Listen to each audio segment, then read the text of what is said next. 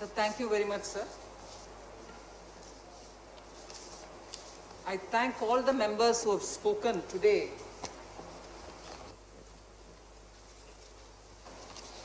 On this issue of bilateral netting, the government is bringing a bill on bilateral netting of qualified financial contractors. This is absolutely critical for financial stability in this country. So, very many members have spoken on what exactly that this bill is bringing in. I'd like to repeat some of the fundamental points related to this bill. This bill actually brings in a firm legal basis for bilateral netting between two counterparties. Why only bilateral? Why not multilateral? And what exactly does this entail in the name of bilateral? I'd like to just elaborate on that for a minute, sir. Multilateral netting is already taken care of. Multilateral financial contracts, you have a clearing corporation of India, for example, acts as a mediator, and therefore it's a multilateral contract regulator, manager, and so on. The Clearing Corporation of India acts as a buyer to a seller and as a seller to a buyer, thereby minimizing counterparty default risks. And netting as opposed to grossing in the case of multilateral contracts is already available through the Payments and Settlement Systems Act of 2007, which is, and under the, also the SEBI regulations. So the SEBI regulations take care of regulating them. The Payments and Systems, Settlement Systems Act 2007 is already in place. So in a way, multilateral financial contracts have a system and a legal framework available. It is just the bilateral ones which do not have any legal firm basis. Just let us see what is the volume of bilateral financial contracts in this country, sir. An estimation which was done by the Clearing Corporation of India places the value of bilateral derivative contracts, which is non-centrally cleared. Those which are non-centrally cleared, bilateral derivative contracts are reported to be, and this is an estimate, are reported to be about 56 lakhs 33,257 crores as of 2018 March.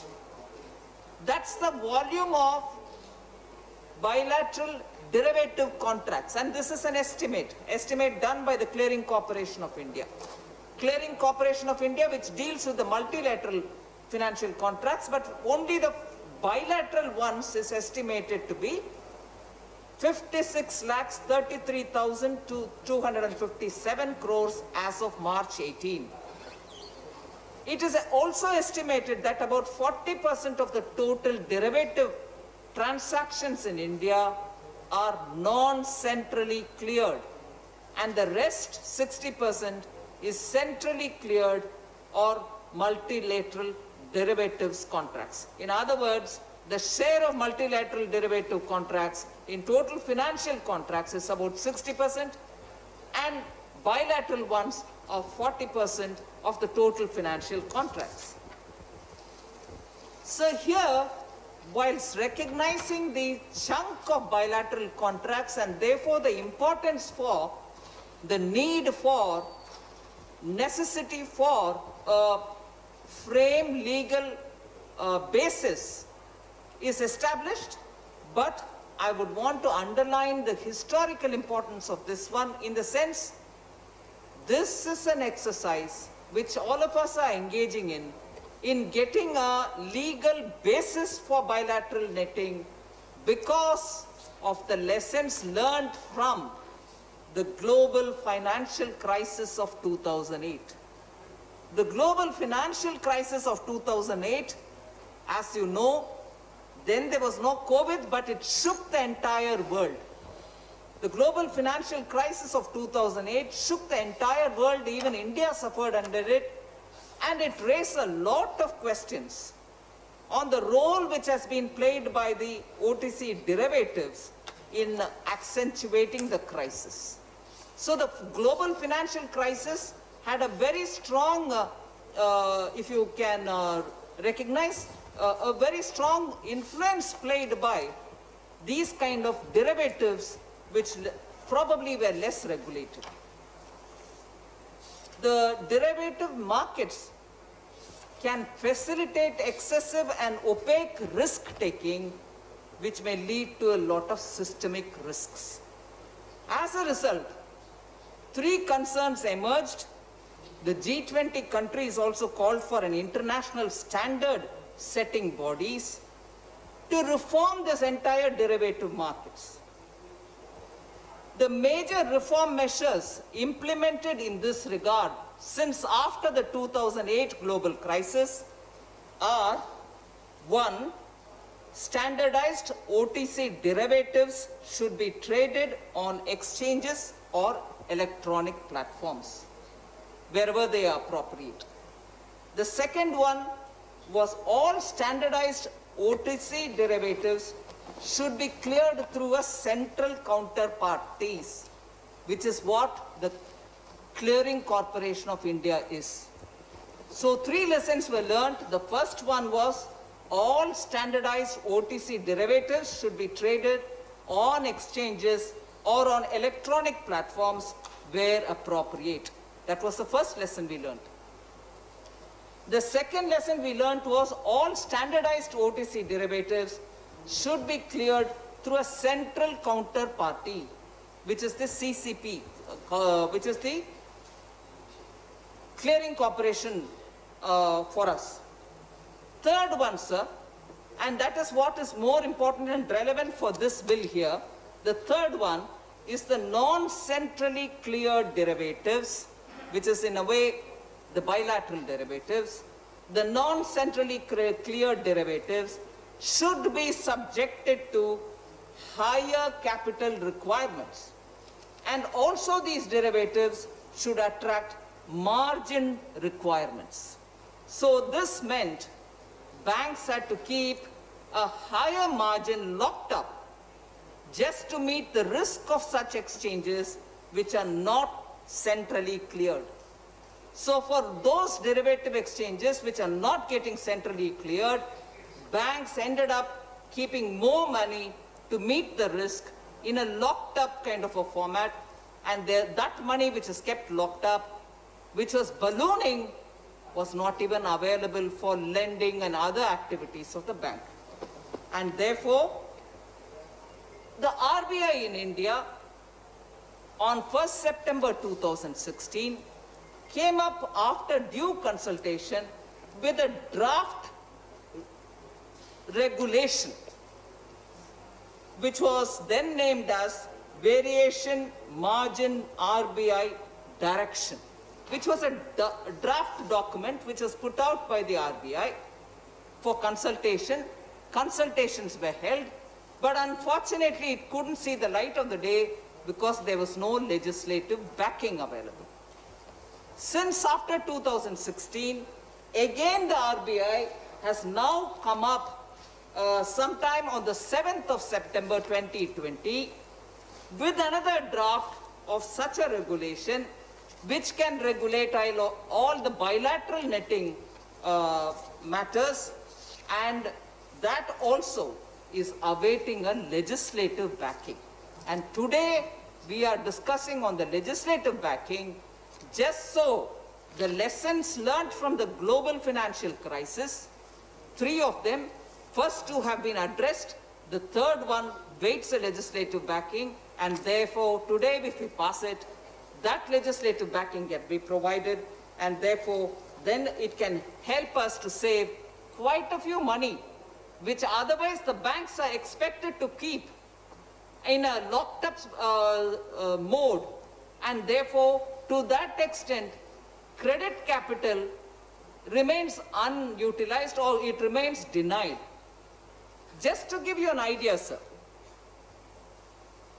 now after passing the bill, we went back to assess, in case the act was available earlier, how much of money would have been available with the banks for onward lending without getting locked up in an unproductive way in the name of keeping it for the gross system with which netting is done and not margin system in which it should be done. If only this law was available, even in 2017, 42,194 crores would have been available with the banks for credit onward lending. Whereas, because this act was not available, 42,194 crores were kept locked up and it wasn't available at all, which was not necessary if only the bilateral netting had happened. Instead of calculating on gross basis, if we had calculated the values in net basis, this is the kind of money banks did not have to keep locked up to face any eventual risk. Again, in 2018, if this law was available even in 2018, 45,956 crores would have been available for credit lending. In 2019, 67,792 crores would have been available. And today, March 2020, if I take the figures, 58,308 crores are locked up because we don't have a law for bilateral netting. This figure, this set of figures that I've given you now is on the basis of the actual data collected from 31 private, public and foreign banks all put together for India. So just imagine the ballooning requirement for banks to keep aside that kind of money just because we don't have a law in this country to authorize the regulators for bilateral netting out rather than grossing out. So when two parties, if I have to very, very simply put it, sir, if two parties are engaging in a contract, one has to pay the other 100 rupees, the other had to pay 210 rupees, the end of the day, only 110 rupees will have to be exchanged because this and that would be netted out. Whereas now what happens is this one keeps aside for the 100 rupees and that one keeps aside for 210 rupees. End of the day, everybody is calculating risk on the basis of what they are facing rather than netting what exactly the financial market will face. And end of the day, everybody is locking more money for just facing risk. So this particular legislation that we are engaging in is so necessary for the stability of the financial market. Otherwise, banks, each one of them are locking up money, and that money is not available for our economic activity. End of the day, locked up money remains locked up. Economy is starved of funds. If the lesson enhances liquidity into the market, and therefore what happens is economy gets greater lubrication to move rather than sit and wait for that locked up assets to get released. So these are the essential points, sir. I would just highlight that the benefits that the country will derive from this exercise would be the financial sector would be greater, resilient for this particular act which is coming in. Second, it will reduce the price of derivative products on account of optimal utilization of all the capital which will be available, and enable banks to increase credit limits because they'll have more money now. They will have greater credit limits for counterparties and clients. Then, Honorable Member Suresh Prabhu raised this point. Corporate bond markets will get energized. India is in the process of, in fact, Suresh Prabhuji asks for a roadmap, which in a way I have mentioned during my budget speech. So corporate bond markets will be greatly energized because the credit default swap markets will be better functioning now. And finally, sir, business exits also will be having better recovery.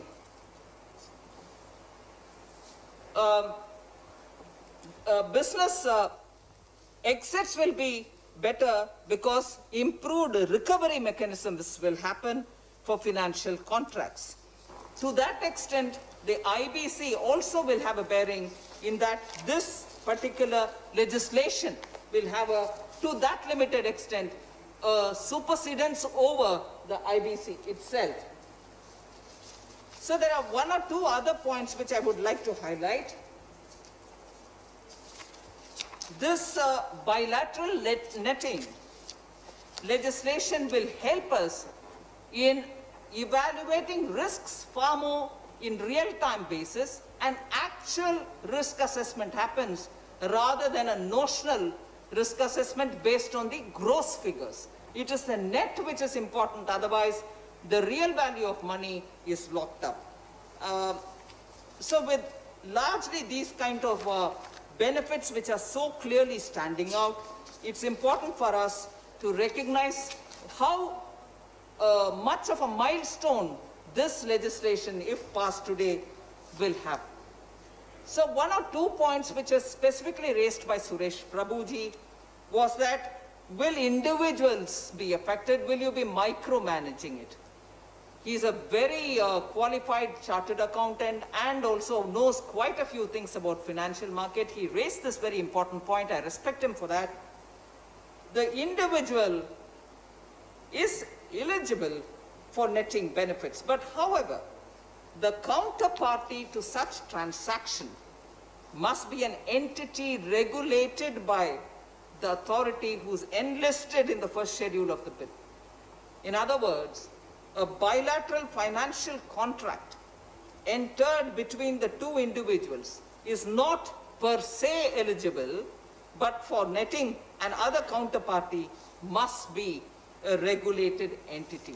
And that list is very clearly given by us in the schedule itself. So what kind of things are covered under this bill and what are not covered? With that, I will conclude, sir. The bill covers financial contracts which are entered into on a bilateral basis, which is outside of the clearing system. This bill will empower financial regulators, that is RBI, SEBI, IRDAI, PFRDA, which is the Provident Fund Regulatory, IFSC, all authorities who we mentioned in the Schedule 1 of this Act. They will be notifying the contract under its purview as qualified financial contractor. So typically, the types of trades that are negotiated bilaterally, which will get included here, are swaps, forwards, and certain complex options. So some of the contracts which are going to get covered under the bill are cross-currency or interest rate swaps or commodity swaps, spot, future, or forward foreign exchange transaction gets covered here. Currency or interest rate future or option gets covered here. Credit derivatives such as the credit default swap